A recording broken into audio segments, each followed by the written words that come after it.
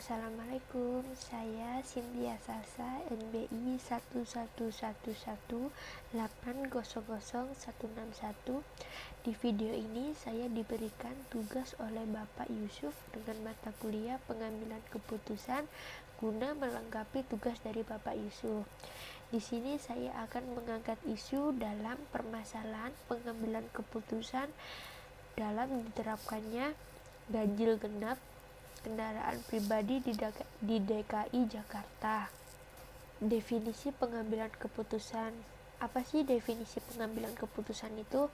Menurut Terry tahun 1994, pengambilan keputusan adalah pemilihan alternatif perilaku tertentu dari dua atau lebih alternatif yang ada.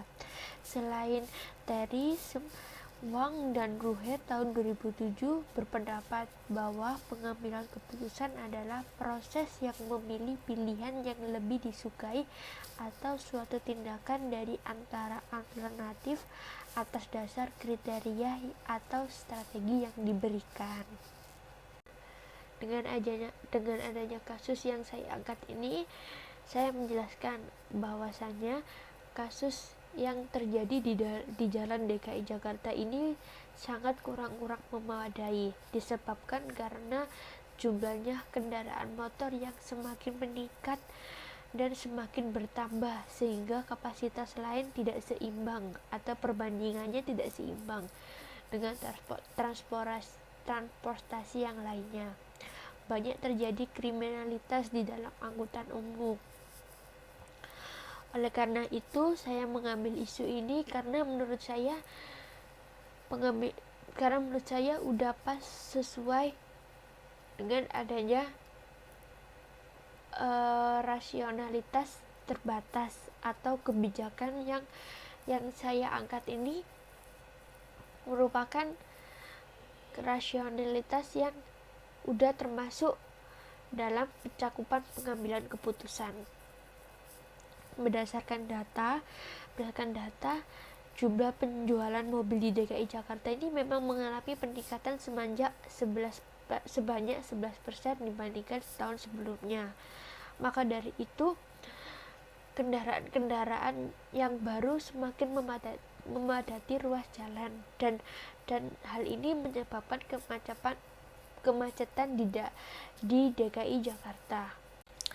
Analisis. Berdasarkan analisis, akibat kemacetan yang semakin parah dan tak kunjung membaik, Gubernur DKI Jakarta dan Bapak Presiden Joko Widodo memutuskan untuk membuat sistem penerapan plat nomor ganjil genap yang diberlakukannya sejak tahun 2013.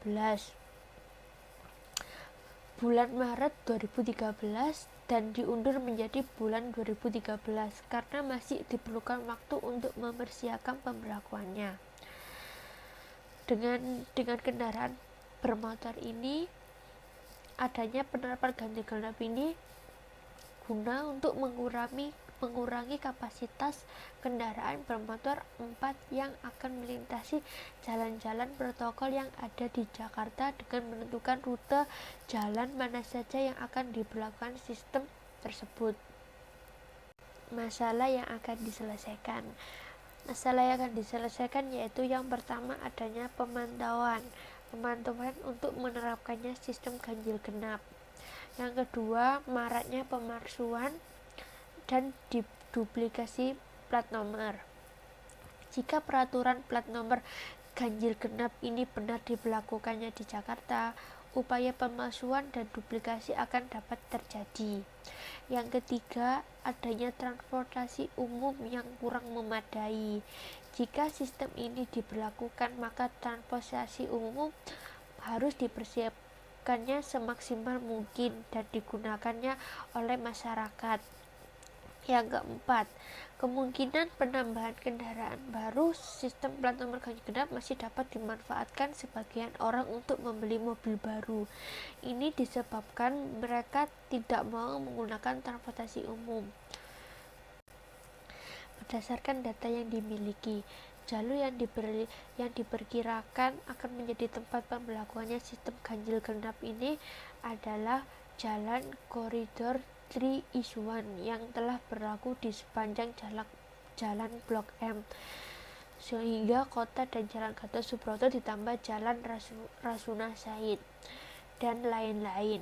Karena wilayah tersebut masih termasuk kategori pusat aktivitas kota Jakarta dengan volume yang sangat tinggi.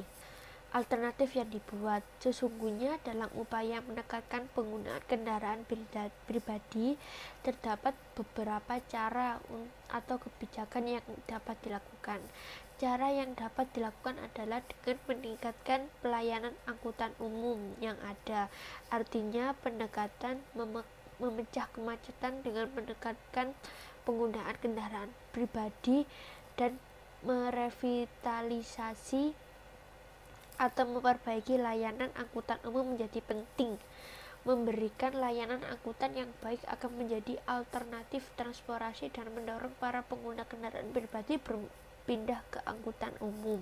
Cara menggunakan keambilan keputusan yang saya ambil yaitu bounded rationality atau nama lainnya rasionalitas terbatas.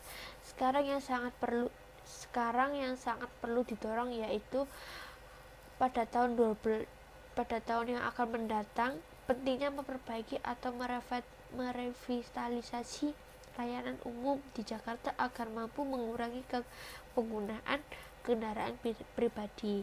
Munculnya dan meningkatnya dorongan merevitalisasi layanan angkutan umum tersebut dimulai juga dengan maraknya kejahatan dengan pelanggaran hukum yang dilakukan oleh awak angkutan umum itu sendiri.